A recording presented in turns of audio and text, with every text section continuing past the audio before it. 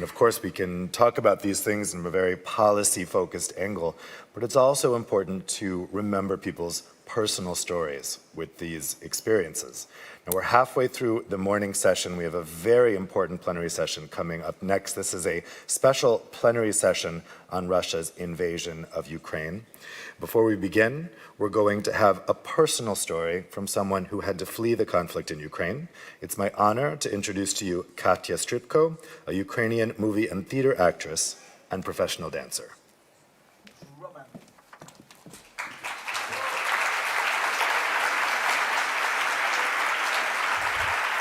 Thank you. Hello everyone, my name is Katya Skripko, and on the 23rd of February I was a film and theater actress in Ukraine with a bright future.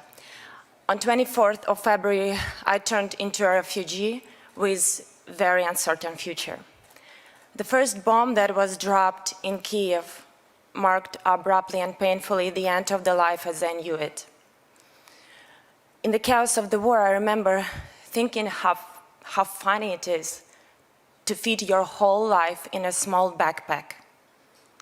Suddenly, nothing was important enough to be taken with me. Suddenly, the only thing that was truly important could not be taken: my home. Me and my family, we flee our city on the second day of the war. I saw this scene so many times in movies, and that could be the scene I could have acted in. But this time I felt uncomfortable in the role I was given. I was lost and terrified. I was surrounded by the sounds of military aircraft, bombing, screaming, and sirens. But the sound of my mother's voice saying goodbye to her son and husband broke my heart. But what devastated me even more were the words of my grandmother while we were sitting in a bomb shelter. She said, with her eyes full of tears, she said, "As a kid, I hid like that in a bomb shelter. And now, almost in the end of my life, I have to do it again. Why?" It was so painful to see her disappointment. I thought, hasn't this world learned a lesson? Are we developing or degrading? We then left Ukraine, and the moment we crossed the border with Poland, I have discovered a whole new world. The contrast was striking. On one side of the border, the terror of the war was taking place, while just on the other side, the hope and humanity were everything that we could see. There were thousands and thousands of people who found their comfort. That's where I heard my 2.5-year-old niece laughing for the first time after the whole week of stress and fear. That's where I realized that maybe world not all goes into wrong direction. The aid, the resources, the help, the assistance that we received and are still receiving cannot be compared to any movie. We often say that there is a very brave and devoted army in Ukraine, but I think it's important to say that they're being assisted constantly with a brave and devoted army of amazing people sitting here. Thank you. You know, your help is very important, and I know how important it is from people, from my friends who are fighting there in front. They're saying that when they feel and they see how much people are asking, thinking about them, caring, they feel motivated. They feel that they're not alone.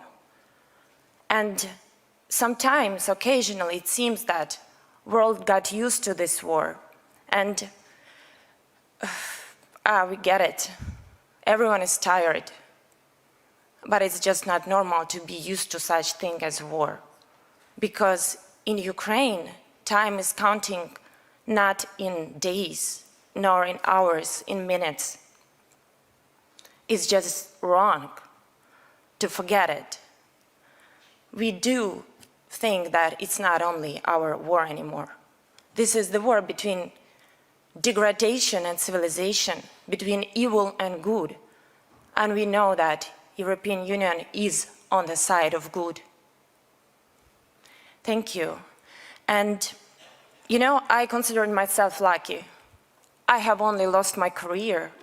I can bring it back. But we're never gonna be able to bring back children, parents, our loved ones, our friends who were killed by Russian aggression.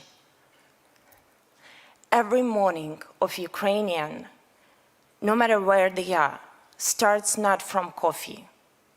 It starts from counting how many rockets were dropped in my country, where they were dropped, and whether it's not my house.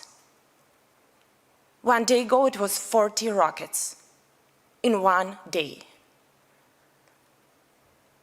What is happening, added an indelible scar to every Ukrainian heart, and it's going to remain with us forever. But you know what else is going to remain with us? Freedom, because it's what in our blood. They can come with tanks to my country, they can break our houses or grab my territory or pushed us to have their new ugly passport. But Ukrainians will never give up on its freedom and nation. You know, it's funny because the enemy was dreaming to split Ukraine. Well, he has united us even more. And Ukrainians are united and reckless as never before. We are really thankful to European Union that you guys standing on the same values of freedom and peace, and you do constant action to that. I met so many great people who had helped me, who had helped my friends in Ukraine, and who are doing that constantly here in European Union. Please remember that anytime you need help, we will be there for you.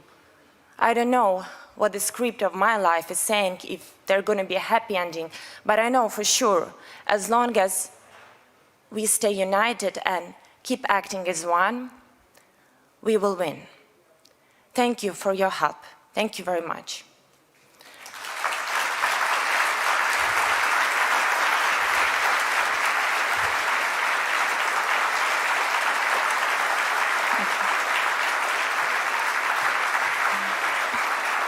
And one more thing. Слава ЗСУ, ви найкращі. Дякую. Thank you.